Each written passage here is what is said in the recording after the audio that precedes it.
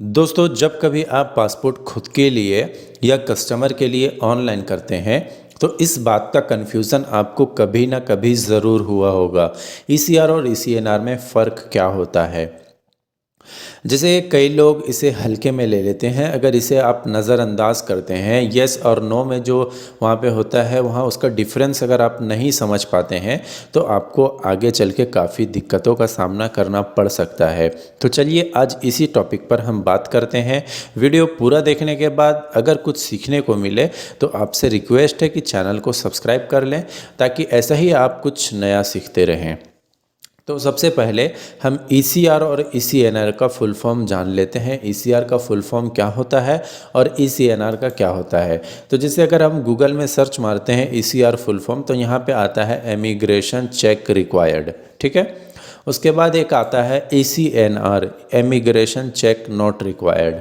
अगर हम इन दोनों की सैंपल्स देख लें कि ईसीआर का पासपोर्ट किस तरह से होता है और ईसीएनआर का पासपोर्ट किस तरीके से होता है, तो यहाँ पे हम देख सकते हैं। ये देखिए, आप यहाँ पे जब इस तरीके का नेट में आप सर्च कर सकते हैं। देखिए, ये है आपका ईसीआर पासपोर्ट, जहाँ पे कुछ ये नॉन ईसीआर है, यानी कि ईसीएनआर पासपोर्ट है। इसमें नॉर्मली कुछ भी नहीं रहेगा, प्लेन रहेगा। और ये है आपका ईसीआर पासपोर्ट, यहाँ पे लिखा हुआ रहेगा इमिग्रेशन चेक रिक्वायर्ड, ठीक है। तो ये किन लोगों के लिए है और ईसीआर किन लोगों के लिए है, ईसीएनआर किन लोगों के लिए है, मैं आपको पूरी डिटेल्स में बताने वाला हूँ आज। तो वीडियो को ध्यान से देखें। दरअसल ईसीआर और ईसीएनआर जो होता है, ईसीआर जो बनता है जो 10वीं क्लास से कम पढ़े लिखे होते हैं, जो मज़दूर लेबर तबके के लोग होते हैं, जो पढ़े लिखे हुए नहीं होते हैं, जिनको कुछ भी आइडिया नहीं होता है, वो ईसीआर के कैटेगरी में आते हैं। यानी कि जब आप पासपोर्ट ऑनलाइन करवाने के लिए जाते हैं, उस वक्त अगर आप 10वीं क्लास की, कम से कम 10वीं क्लास की मार्कशीट अगर आप उस वक्त देते हैं, तो आपका जो पासपोर्ट है वो ईसीएनआर के कैटेगरी में आएगा। नॉर्मल पासपोर्ट आपका बनेगा, उसमें आपको कुछ भी करने की ज़रूरत नहीं है। नॉर्मली आप कहीं भी घूमने फिरने, काम करने के लिए आराम से जा सकते हैं।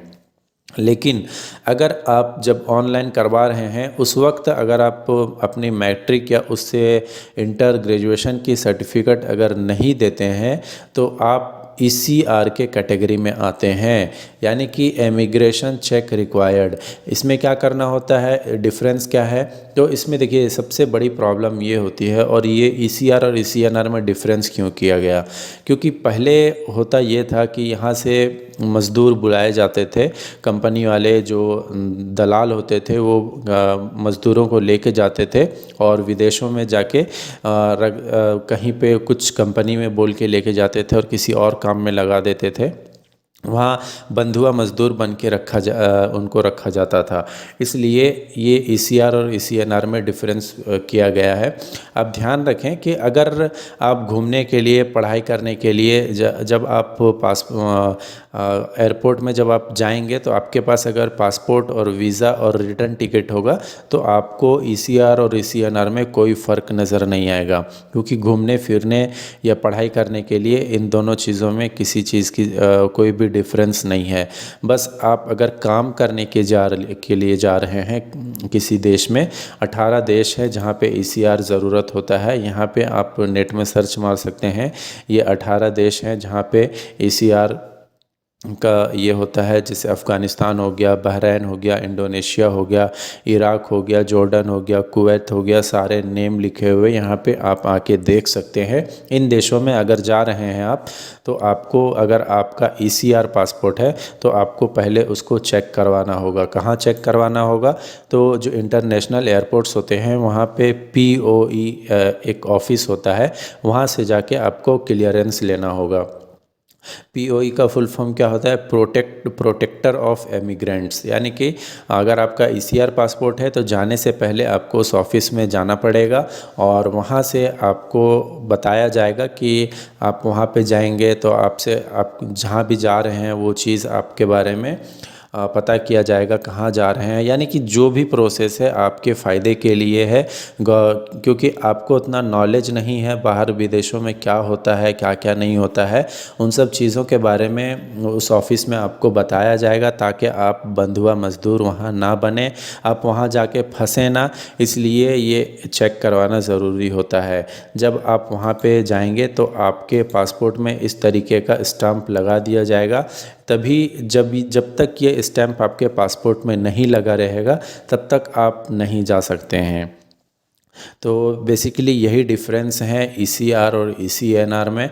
जैसे कि अगर आप सिंपल भाषा में आप समझ लें कि अगर आप कम पढ़े लिखे हैं, 10वीं क्लास से कम पढ़े लिखे हैं, तो आप इमिग्रेशन चेक रिक्वायर्ड के कैटेगरी में आते हैं, ईसीआर के कैटेगरी में आते हैं।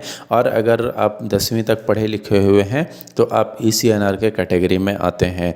अगर आप ईसीएनआर में आते हैं तो आपको कहीं भी कोई डिस्टर्ब नहीं होगा, चाहे आप काम करने के लिए जा रहे हो, चाहे कोई भी किसी वजह से भी जा रहे हो पढ़ने के लिए, आप बिंदास जा सकते हैं। लेकिन अगर आप ईसीआर कैटेगरी में आते हैं, 10वीं से कम पढ़े लिखे हुए हैं, तो आप घूमने के लिए जा सकते हैं और फिर आप पढ़ाई करने के लिए जा सकते हैं। लेकिन अगर आप काम करने के लिए जा रहे हैं तो सबसे पहले आपको पीओई से क्लियरेंस लेना होगा, तभी आप जा सकते हैं। मैं उम्मीद करता हूं कि इस टॉपिक में आपको समझा पाया हूं, और अगर वीडियो अच्छा लगा हो तो वीडियो को लाइक कर दें और चैनल को सब्सक्राइब कर लें।